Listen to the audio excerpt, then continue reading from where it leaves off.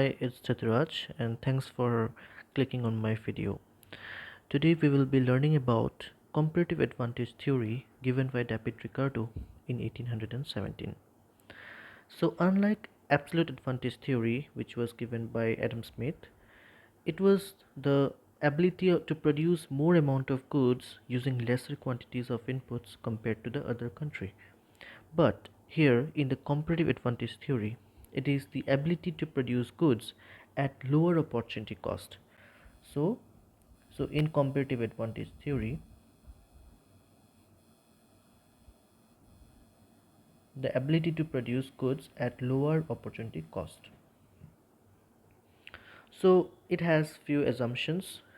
So the Ricardian doctrine, it has based on following assumptions. So what are those assumptions? Let us discuss. Assumptions number one, there are only two countries. There are only two countries, A and B. They produce the same two commodities that are X and Y. Tastes are similar in both the countries. Tastes are similar in both the countries. Labor is the only factors of production. Labor is the only factor of production. Then we have prices of the commodities. Prices of X and Y are determined by labor cost. That means the number of labor units employed to produce each commodity. Then we have commodities are produced under the law of constant returns to scale, CRS. Then we have trade between the two countries. Trade between the two countries takes place on the basis of barter system. On the basis of barter system. Then we have there is free trade. There is free trade between the two nations, there being no trade barriers or restrictions in the movement of commodities. No trade restrictions.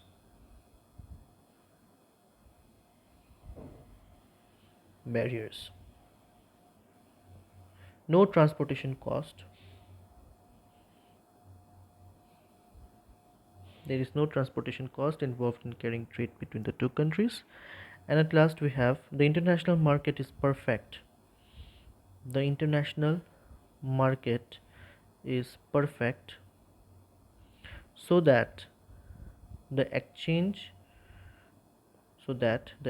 ratio of the two commodities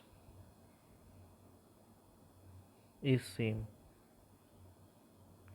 same. So these are the underlying assumptions of the David Ricardo's comparative advantage theory. Now let us explain or let us understand this comparative advantage theory with the help of a table. Say we have two countries, US and India, and two commodities, say cars and apples. So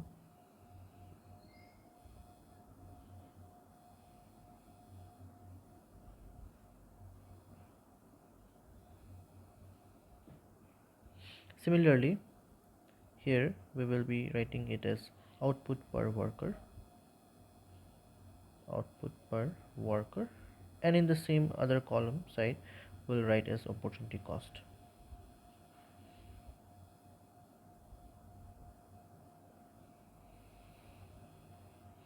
So here now let us see that suppose US produces 5 cars and Apple 1, 1 apple. Similarly, India produces 2 cars and 8 apples. So since this theory is based on the opportunity cost, so we will see opportunity cost of car and apple. So coming to the US, opportunity cost of producing one car, so 1 by 5 is will be giving us 0.20 or 0.2. Similarly, for apple the opportunity cost will be 5. For India, the opportunity cost of producing car will be 4, and opportunity cost of producing apple will be 0.25. So we can see the opportunity cost of producing car in US is 0.20 and apple is 5, whereas opportunity cost of producing car in India is 4 and apple is 0.25. What we can conclude by this table is that in this case US should export cars as it has lower opportunity cost compared to India. So India's opportunity cost for producing car is 4, whereas 0.2 for US. So therefore, we can conclude that US should export car as it has lower opportunity cost, and India should export apples.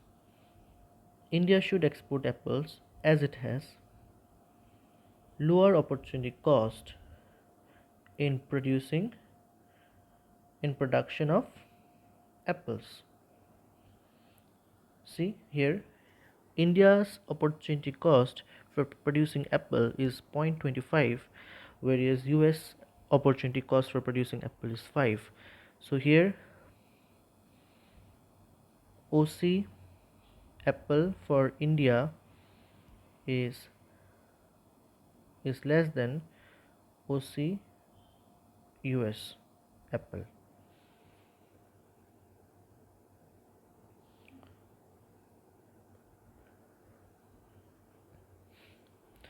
So let us take a special case now to understand a bit more.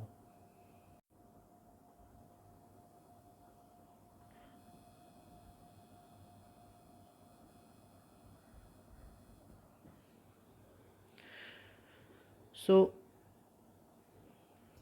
we have another table. Suppose output per worker, countries US, India. We have two commodities, one is textile and another is laptop, and we have opportunity cost, textile, laptops. Now we can see that suppose US produces 5 textile and 12 laptops, and India produces 4 textile, 1 laptop. So in this case, what will be our absolute advantage? USA has absolute advantage in textile production. I'll be marking it as red, okay, since it has 5 is greater than 4. Similarly, US has absolute advantage in laptop production as well, 12 greater than 1. So in both the cases, USA has absolute advantage in both textile as well as in laptop. Then should it not trade with India?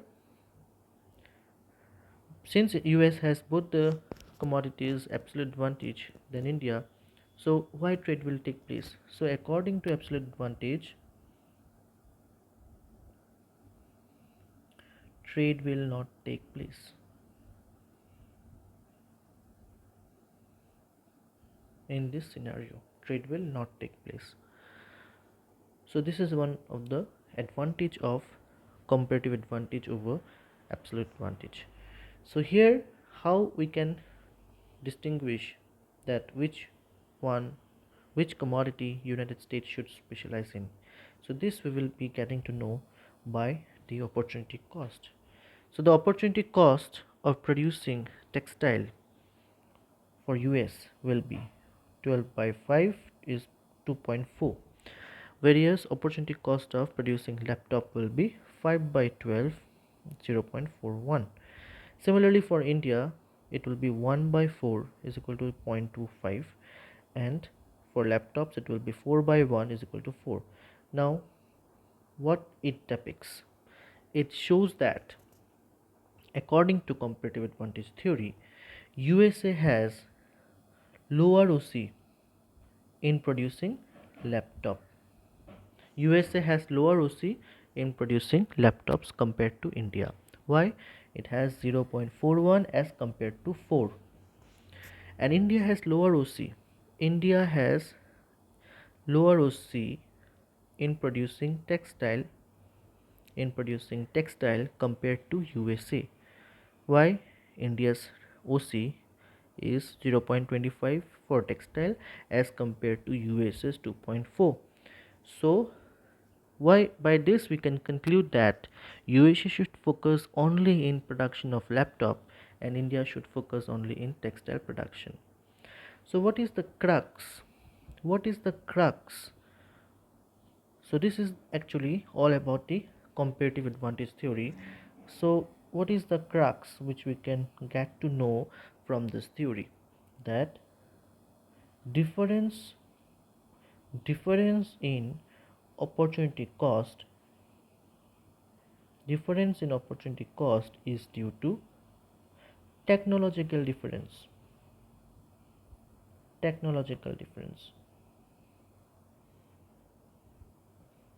Labor is homogeneous. Labor is homogeneous, but due to technological difference. Therefore, opportunity cost is lower. So this is the general crux of this theory. I hope you'd like it. Thank you.